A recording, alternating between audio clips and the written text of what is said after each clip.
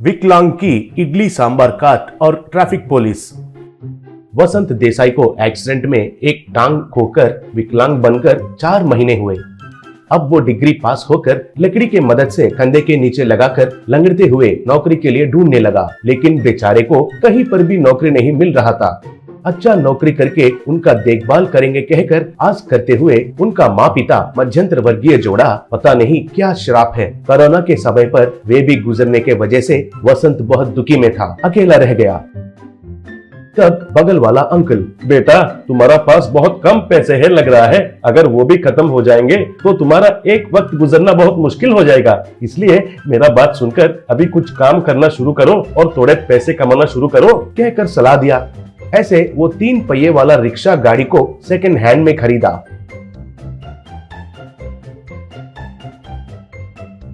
बड़े बाजार के मार्केट के सेंटर में एक पेड़ के नीचे लगाकर इडली सांबार बेचना शुरू किया। उस सेंटर में हर रोज ड्यूटी करने वाला ट्रैफिक कांस्टेबल काशीनाथ 4 दिन से वसंत को पेड़ के नीचे इडली का व्यापार करते हुए देखकर, हाँ ये क्या है, मेरा इलाका में मेरे परमिशन के बिना बहुत कमा रहा है, उसके बारे में अभी पता करता हूँ, थोड़ा ट्रैफिक को संभालो रे कहकर बगल में उनका और एक कांस्टेबल से कहकर सीधा वसंत के पास जाकर, किसका बेटा हो तुम, इधर इडली बेच रहे हो, म्युनिसिपालिटी का परमिशन है क्या पूछा।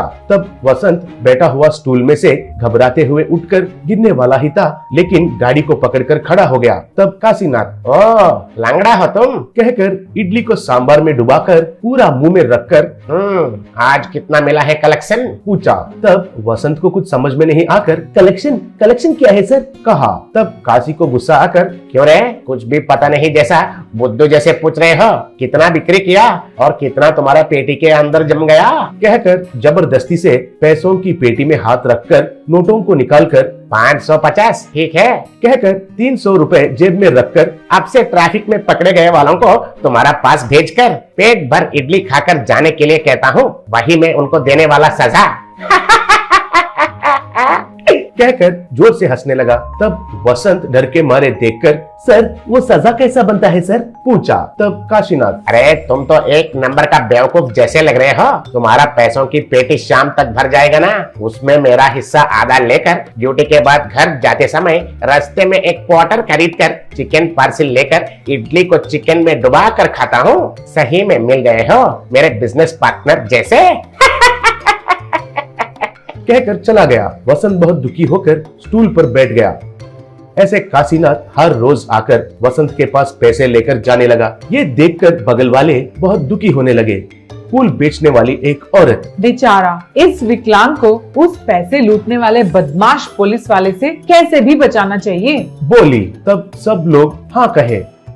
अगले दिन फूल बेचने वाली औरत थोड़े पत्ते वसंत को देकर, देखो बाबू, कल पुदीना चटनी के बदले इन पत्तों से चटनी बनाओ और अच्छे से हींग और अदरक डालकर मजेदार स्वादिष्ट बनाकर किसी और को डाले बिना उस पापी पुलिस वाले को इडली में डालकर दे दो, बाद में कुछ तो होगा। अगले दिन काशी हर दिन की तरह उधर आकर, वसंत जोर से भूख लग रहा है, अच्छा खुशबू भी आ रहा है, ये क्या है, स्पेशल चटनी है क्या कहकर उस चटनी को बहुत ज्यादा डालकर इडली के साथ खाया। बाद में कहकर टकारा करते हुए, अरे तेरी तो बहुत बढ़िया बनाया है रे तुमने चटनी को कहकर पेट के पास खुजालते हुए, क्या रे पेट के अंदर से खुजली हो रहा है, बाप रे कोई माँ आई कहकर चिल्लाते हुए यूनिफॉर्म को निकालकर बगल में फेंक कर पेट पर, पीछे पर और पूरा बदन पर खुजालते हुए, बाप रे पेट के अंदर से खुजली, पेट के अंदर खुजली कहकर चिल्ला रहा था। चड्डी में ही पेट के पास जाकर बदन को पेड़ पर खुजालने लगा। बाप रे कहकर चिल्ला रहा था। तभी उस तरफ जा रहा assistant commissioner of police jeep रोककर उसको देखकर, ये क्या है, आज ये तो हमारा सेंटर का ट्रैफिक पुलिस है ना, ऐसे क्यों खुजाल रहा है कहा।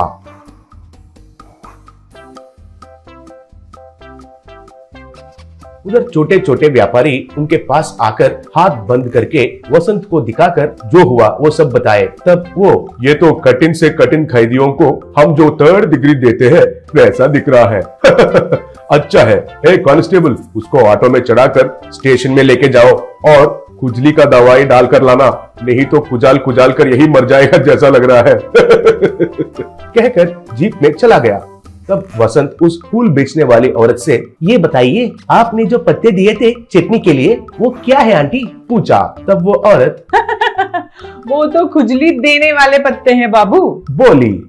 ऐसे उस ट्रैफिक कांस्टेबल का झंझट खत्म होने के वजह से वसंत उधर हर रोज सांभर इडली बेचते हुए खुशी से जीने लगा।